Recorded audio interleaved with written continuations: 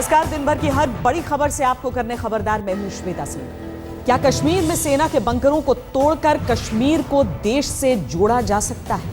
क्या नरेंद्र मोदी और महबूबा मुफ्ती की सरकारें बंकर तोड़ो कश्मीर जोड़ो योजना पर काम कर रही हैं? खबरदार में आज हम कश्मीर से जुड़ी इन्हीं बड़े और गंभीर सवालों का विश्लेषण करेंगे, क्योंकि आज कश्मीर के हंदवाड़ा से जो तस्वीरें हमारे पास आई हैं, उन्हें देखकर पहली नजर में लगता है कि यह सेना के मनोबल पर बुलडोजर चलाने की बात है। लेकिन इस खबर का पूरा विश्लेषण हम आपको बताएंगे। कश्मीर के हंदवाड़ा में आज भारतीय सेना के 4 बंकरों को तोड़ दिया गया। श्रीनगर से बाहर यह पहली बार हुआ है कि सेना ने कश्मीर के किसी इलाके से अपने बंकर को हटाया है। लेकिन हमारा सवाल है कि हंदवाड़ा में सेना को अपने बंकर हटाने के लिए क्यों मजबूर किया गया? किसी दूसरे के गुनाहों की सजा भारतीय सेना को क्यों मिली? आपको याद होगा, हंदवाड़ा में एक स्कूली छात्रा ने अपने साथ छेड़छाड़ का आरोप लगाया था और इस आरोप को लेकर सेना के बारे में अफवाह फैलाई गई कि इस छेड़छाड़ में सेना के जवान शामिल थे। लेकिन पीड़ित लड़की ने पहले पुलिस को दिए वीडियो बयान और फिर मैजिस्ट्रेट के सामने दिए बयान में एक ही बात दोहराई कि उसके साथ सेना के किसी जवान ने नहीं, बल्कि 2 स्थानीय लड़कों ने छेड़छाड़ की थी। इनमें से एक आरोपी को कल गिरफ्तार भी कर लिया गया था। सच सामने आने के बावजूद हंदवाड़ा की घटना की सजा भारतीय सेना को दी गई। क्या यह फैसला किसी बड़े प्लान के तहत किया गया?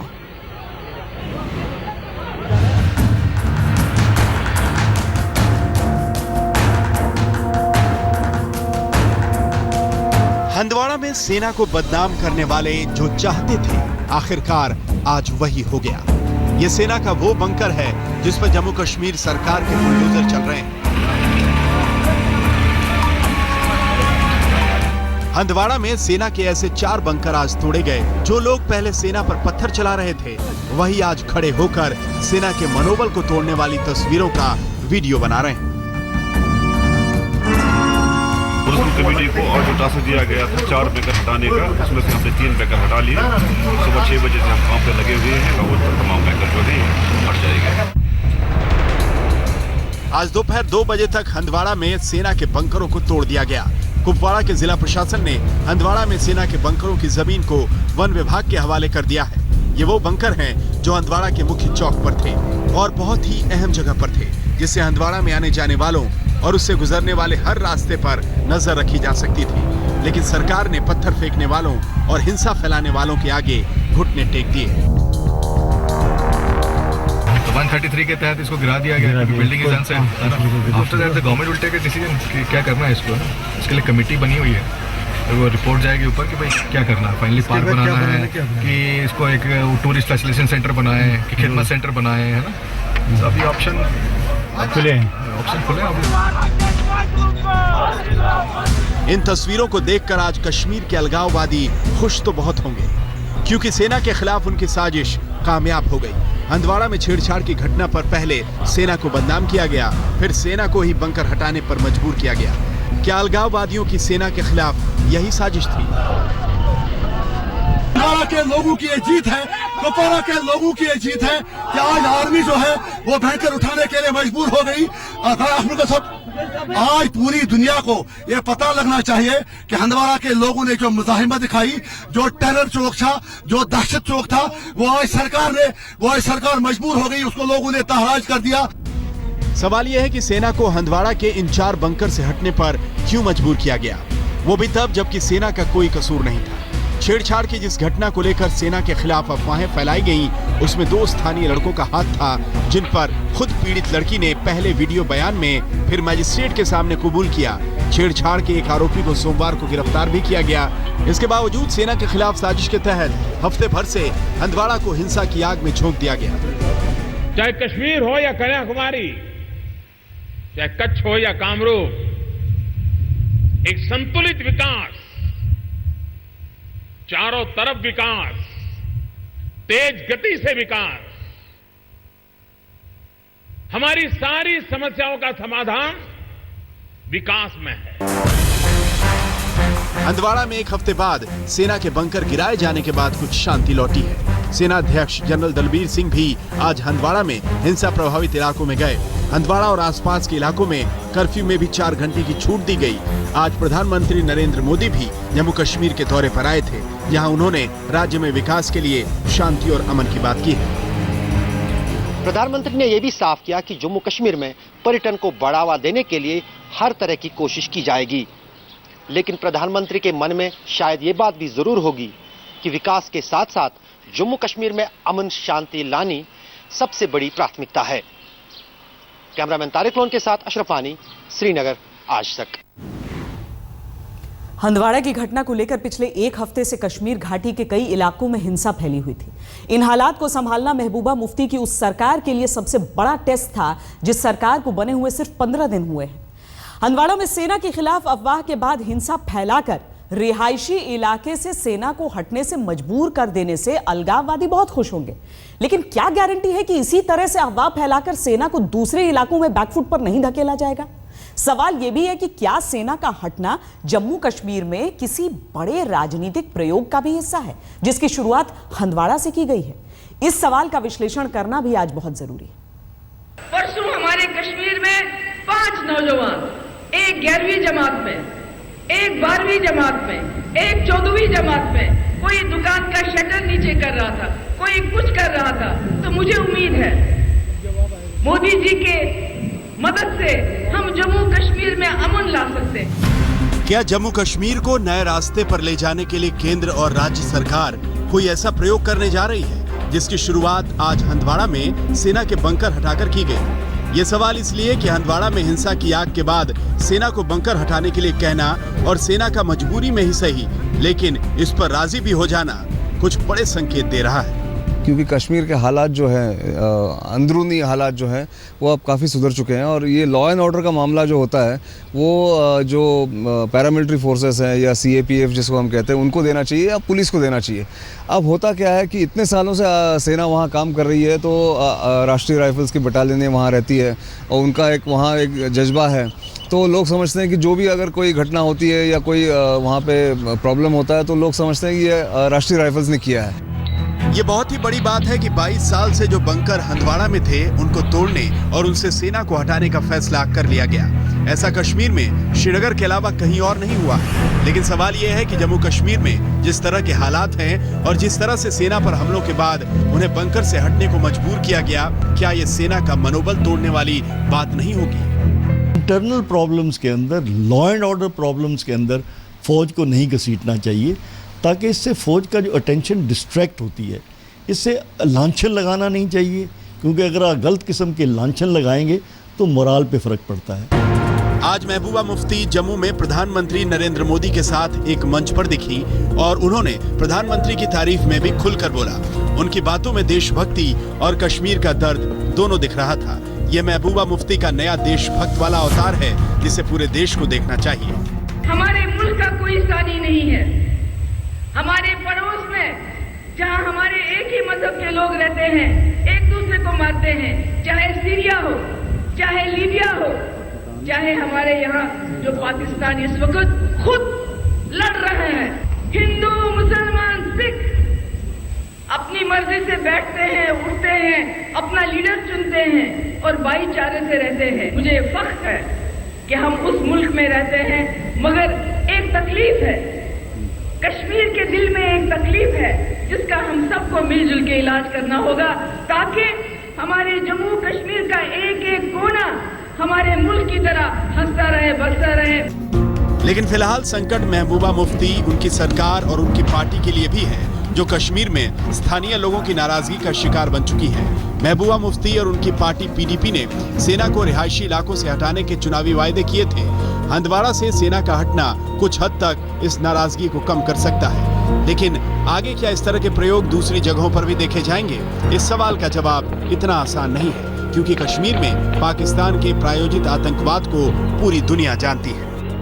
ये घटना जो है और ये ऐसी घटनाएं होती रहेंगी, क्योंकि ISI का और पाकिस्तान का ये एक जो गेम प्लान है, ये हर 1-2 साल में उसको वो उकसाते हैं और जो वहाँ के सेपरेटिस्ट हैं उनकी मदद लेकर ये ऐसे हालात पैदा करते हैं।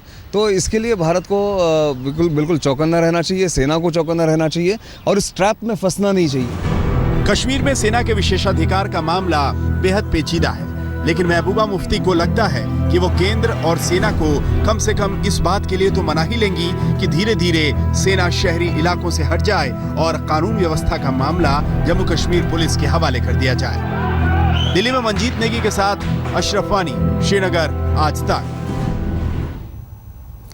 जो लोग जम्मू कश्मीर में सुरक्षा बलों को निशाना बनाते हैं, सुरक्षा बलों पर पत्थर चलाते हैं, उनकी आलोचना करते हैं, वो शायद नहीं जानते कि जम्मू कश्मीर को आतंकवाद की आग से बचाने के लिए किस तरह से हमारे सुरक्षा बलों ने कुर्बानी दी है। हम आपको जम्मू कश्मीर में सुरक्षा बलों से जुड़े कुछ आंकड़े दिखाते हैं। वैसे केंद्र सरकार जम्मू कश्मीर में सेना के जवानों की संख्या का आंकड़ा सार्वजनिक नहीं करती है, लेकिन अनुमान के मुताबिक जम्मू कश्मीर में सेना के करीब 3,37,000 जवान तैनात हैं। इनमें से करीब 1 लाख जवान खास तौर पर राज्य में काउंटर टेररिज्म में लगाए गए हैं। सेना के 5 डिवीजन कश्मीर में कुपवाड़ा, अवंतीपुरा, जम्मू में राजौरी, डोडा और उधमपुर में हैं। आपको यह भी बता दें कि सेना के एक डिवीजन में 23,000 सैनिक होते हैं। जम्मू कश्मीर में अर्धसैनिक बल, सेंट्रल रिजर्व पुलिस फोर्स यानी सीआरपीएफ के 60,000 सैनिक भी तैनात हैं। इसके अलावा राज्य में कानून व्यवस्था की जिम्मेदारी जम्मू कश्मीर पुलिस के 77,000 जवानों के हाथ में है। सेना, अर्धसैनिक बल और जम्मू कश्मीर पुलिस ने अपने जवानों की शहादत देकर किस तरह से जम्मू कश्मीर को पाकिस्तान प्रायोजित आतंकवाद से बचाया है और किस तरह से कश्मीर को आतंकवादी हिंसा के दौर से निकाला है, ये भी जानना बेहद जरूरी है। वर्ष 1988 से लेकर 2016 तक जम्मू कश्मीर में आतंकवादी हिंसा की 47,234 घटनाएं हुई। इसमें सुरक्षा बलों के 6,193 जवान शहीद हुए। वर्ष 2001 में आतंकवादी हिंसा की 3,278 घटनाएं हुई, जो 2015 में घटकर सिर्फ 208 रह गई हैं। वर्ष 2001 में आतंकवादी हिंसा में जम्मू कश्मीर के 1,067 नागरिक मारे गए थे। यह आंकड़ा 2015 में घटकर 20 रह गया। यहां पर हम आपको जम्मू कश्मीर में सेना के विशेषाधिकार के बारे में भी बताते हैं, जिसे पूरे विवाद और जम्मू कश्मीर की राजनीति का एक बड़ा मुद्दा बनाया जा चुका है। 1990 में जम्मू कश्मीर में आतंकवाद की घटनाएं बढ़ गई थी और पूरी कानून व्यवस्था ढह गई। इसकी वजह से पहली बार 5 जुलाई 1990 को armed forces special power act लगाया गया। स्पेशल पावर एक्ट के तहत सुरक्षा बलों को सर्च ऑपरेशन, गिरफ्तारी का अधिकार होता है। महबूबा मुफ्ती की पार्टी पीडीपी ने 2014 के चुनाव में वादा किया था कि वो armed forces special power act को हटाने का रास्ता बनाएगी। पीडीपी और बीजेपी की गठबंधन सरकार के साझा कार्यक्रम में इस बात का जिक्र है कि कुछ इलाकों में सेना के विशेषाधिकार की समीक्षा की जाएगी। खबरदार में अब हम राजस्थान के थार रेगिस्तान में चल रहे भारतीय सेना के ऑपरेशन शत्रुजीत का विश्लेषण करेंगे, जो पाकिस्तान के दुश्मनी वाले दिल को जलाकर राख कर देगा। ऑपरेशन शत्रुजीत का मकसद है दुश्मन को तुरंत और मुंह तोड़ जवाब देना। भारतीय सेना के करीब 50,000 जवान 45 डिग्री तापमान में युद्धाभ्यास कर इसी की तैयारी कर रहे हैं। ऑपरेशन शत्रुजीत का मुख्य मकसद पाकिस्तान और आतंकवादियों के हमले को नाकाम करने की तैयारियों का जायजा लेना और अपनी ताकत को आजमाना है। दुश्मन को अपना दमखम दिखाने के लिए भारतीय सेना की जयपुर स्थित दक्षिण पश्चिम कमान के साथ मथुरा स्ट्राइक कोर 1 के सैनिक ऑपरेशन शत्रुजीत में हिस्सा ले रहे हैं। इस युद्धाभ्यास में परमाणु हथियार, जैविक हथियार, रासायनिक हथियारों से हमलों को नाकाम करने की ट्रेनिंग और टेस्ट भी किए जा रहे हैं, ताकि युद्ध के हालात में दुश्मन को चारों खाने चित्त कर दिया जाए। अब हम आपको राजस्थान के थार रेगिस्तान ले चलते हैं और ऑपरेशन शत्रुजीत का एक्शन पैक्ड विश्लेषण दिखाते हैं, जिसे देखकर देश के दुश्मनों के पसीने छूट जाएंगे।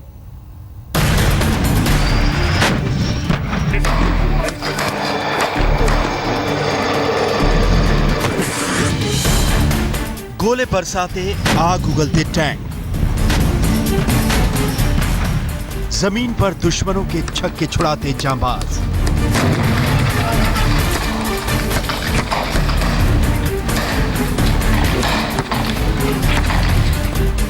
आसमान से भारतीय सेना की गर्जना।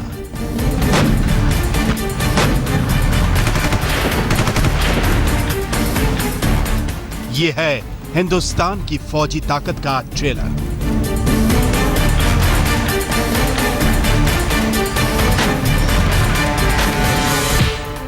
ऑपरेशन शत्रुजीत। पाकिस्तानी बॉर्डर के बेहद नजदीक राजस्थान के तपते थार रेगिस्तान में भारतीय फौज का ऑपरेशन शत्रुजीत देखकर पाकिस्तान को पसीना आ रहा होगा। मथुरा स्ट्राइकर कोर के 50,000 से ज्यादा जवान अपनी आक्रामकता दिखा रहे हैं।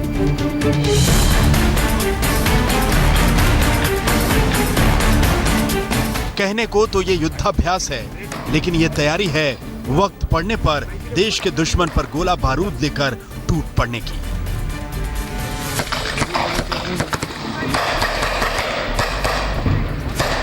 इस युद्धाभ्यास के जरिए भारतीय सेना हवा और जमीन की लड़ाई में दुश्मन देश के घर में घुसकर हमला करने की कला का प्रदर्शन कर रही है।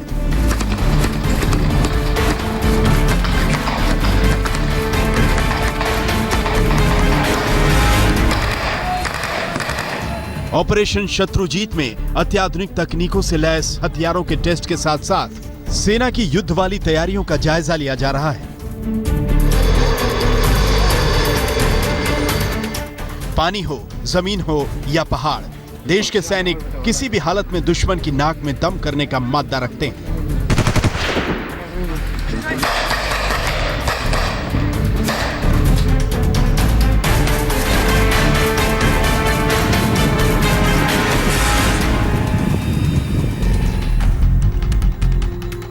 आसमान से आग उगलता सूरज और पैरों तले सुलगती रेत के बीच भारतीय सैनिकों का ये युद्धाभ्यास किसी तपस्या से कम नहीं है। थार के रेगिस्तान में भारतीय फौज का ये युद्धाभ्यास दुश्मनों के दिलों में आग तो लगा ही रहा है, देश की फौजी ताकत के भी दर्शन करवा रहा है।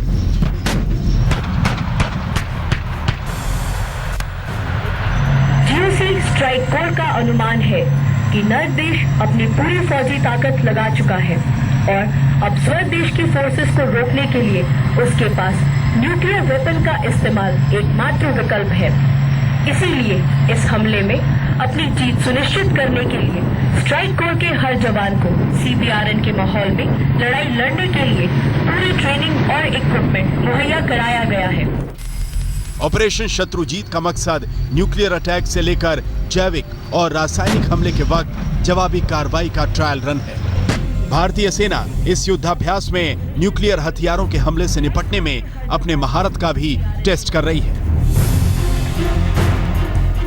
यानी दुश्मन देश से होने वाले न्यूक्लियर अटैक को नाकाम करने की अचूक बंदोबस्तों का अभ्यास है ये ऑपरेशन शत्रुजीत। एक एलिमेंट है जिसको कहते हैं CBRN, chemical, biological, radiological, nuclear जो एक युद्ध होता है और होगा आगे जाकर, उसके साथ में कैसे उसका मुकाबला किया जाए, इसके लिए भी अभ्यास करना पड़ता है। उसके लिए भी नई नई तकनीक, नई नई जो इक्विपमेंट आती है उसको टेस्ट करना पड़ता है। और मैं समझता हूँ इसीलिए ये युद्ध अभ्यास जो हो रहा है वो बहुत महत्वपूर्ण है। और इस अभ्यास से एक मैसेज जाएगा पाकिस्तान को कि भारत की जो कन्वेंशनल कैपेबिलिटी है वो सिर्फ बरकरार ही नहीं है, पर ये बढ़ती जा रही है। ऑपरेशन शत्रुजीत का एक बड़ा मकसद ये भी है कि वक्त पड़ने पर नापाक दुश्मन के ठिकानों को पलक झपकते ही तहस नहस करने में महारत हासिल कर ली जाए।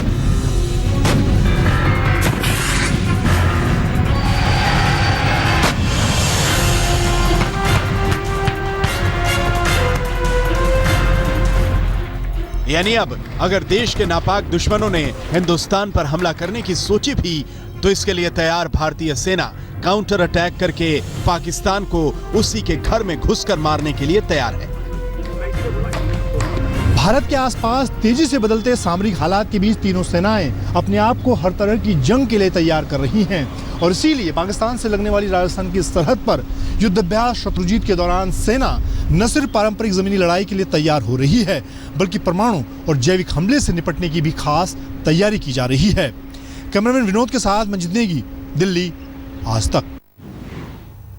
आपने देखा किस तरह देश के जांबाज सैनिक 45 डिग्री सेल्सियस की गर्मी में दुश्मन को पसीना पसीना कर देने वाले युद्धाभ्यास में जुटे हैं। दरअसल ऑपरेशन शत्रुजीत के जरिए भारतीय सेना पाकिस्तान को बताना चाहती है कि अगर उसके मन में परमाणु हमला करने का जरा सा भी ख्याल आया तो भारतीय सेना उसे मुंहतोड़ जवाब देने में जरा भी नहीं हिचकिचाएगी।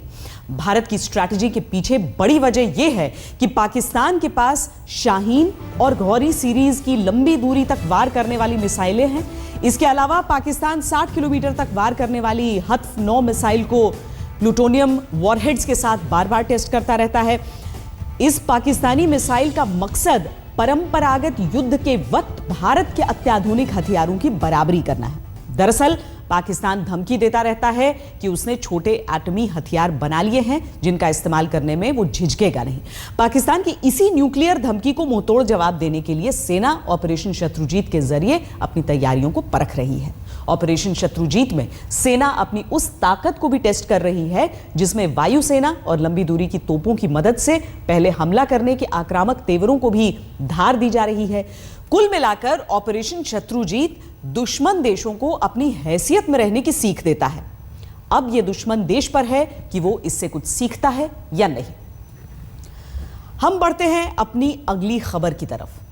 यह अजब नियम है बाल विवाह, जो आज भी रिवाज बनकर भारत की सोच में जोंक की तरह चिपका हुआ है और बच्चों से उनका बचपन छीन रहा है। अगर आपको लगता है कि बाल विवाह बस किस्से, कहानियों और सीरियल्स में रह गए हैं तो हम आपको इससे खबरदार कर दें। आज हम आपको देश में बाल विवाह की ऐसी तस्वीरें दिखाएंगे जिन्हें देखकर हर सभ्य भारतीय का सिर शर्म से झुक जाए। सबसे पहले आपको कुछ आंकड़े दिखाते हैं जो यह साबित करते हैं कि बाल विवाह सिर्फ भारत का सच नहीं है, यह समस्या विश्वव्यापी है। यूनाइटेड नेशंस चिल्ड्रंस फंड की ताजा रिपोर्ट के मुताबिक दुनिया में हर साल 1.5 करोड़ लड़कियों की शादी 18 साल की उम्र पूरी होने से पहले हो जाती है। यानी दुनिया में औसतन हर 2 सेकंड में एक लड़की बालिका वधू बन जाती है। औसतन हर 3 में से एक बालिका वधू भारत में रहती है। भारत की 47% लड़कियों की शादी 18 साल की उम्र से पहले कर दी जाती है, जबकि 22% लड़कियां 18 साल की होने से पहले ही मां बन जाती हैं। बाल की तस्वीरें दर्शाती हैं कि भले ही भारत ने पोलियो और चेचक जैसी घातक बीमारियों पर लगभग जीत हासिल कर ली हो, लेकिन बाल विवाह की बीमारी को हराने में हम अब भी सफल नहीं हो पा रहे हैं। मार्च 2015 में जारी 2011 की जनगणना रिपोर्ट के मुताबिक भारत में बाल विवाह की संख्या 1 करोड़ 21 लाख है। भले ही बाल विवाह का नाम आते ही आपके जहन में मासूम बच्ची की तस्वीर उभरती हो, लेकिन असल में लड़कियों की तुलना में लड़के बाल विवाह का ज्यादा शिकार हो रहे हैं। बाल विवाह के शिकार भारतीयों में 57% पुरुष और 43% महिलाएं हैं। बाल विवाह की बीमारी वैसे तो पूरे देश में फैली है, कहीं कम कहीं ज्यादा, लेकिन बाल विवाह वाली सोच से सबसे ज्यादा शिकार 7 राज्यों में पहले नंबर पर उत्तर प्रदेश है, जहां 23,30,000 से ज्यादा लोगों की शादी 18 साल की उम्र से पहले हो चुकी है। दूसरे नंबर पर राजस्थान है, जहां बाल विवाह के शिकार लोगों की संख्या 12,91,000 से ज्यादा है। बिहार में 12 लाख से ज्यादा लोगों की शादी बालिग होने से पहले हो गई थी। बाल विवाह के मामले में महाराष्ट्र, पश्चिम बंगाल, मध्य प्रदेश और गुजरात भी टॉप 7 राज्यों में शामिल हैं।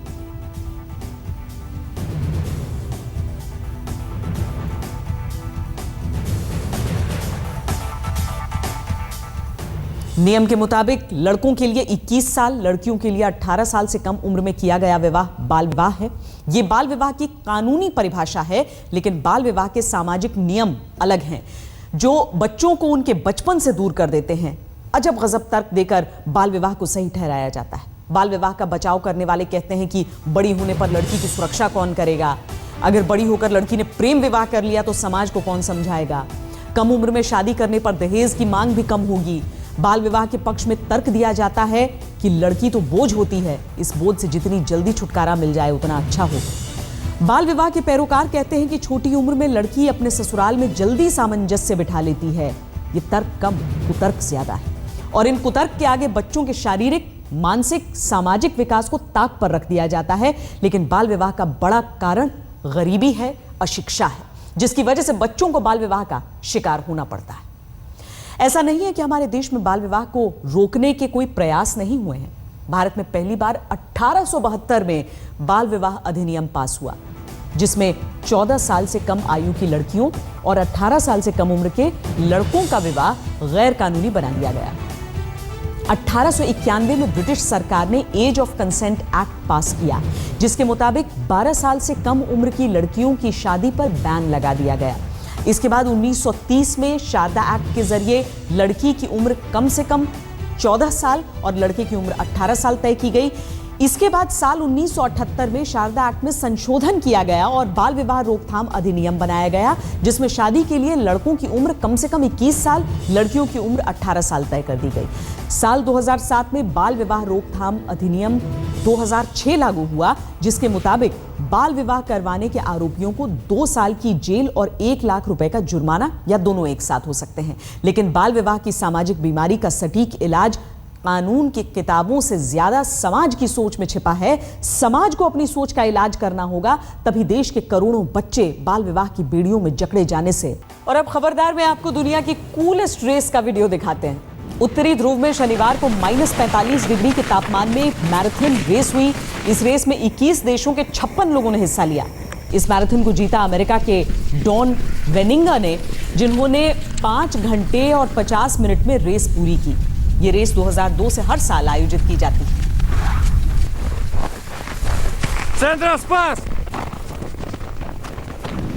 खबरदार में आज के लिए इतना ही। देश और दुनिया की बाकी खबरों के लिए आप देखते रहिए आज तक।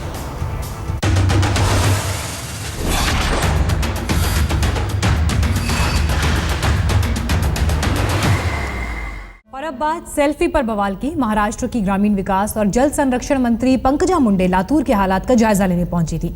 वहां सूखाग्रस्त इलाकों का दौरा करते हुए एक जगह उन्होंने सेल्फी ली। मुस्कुरा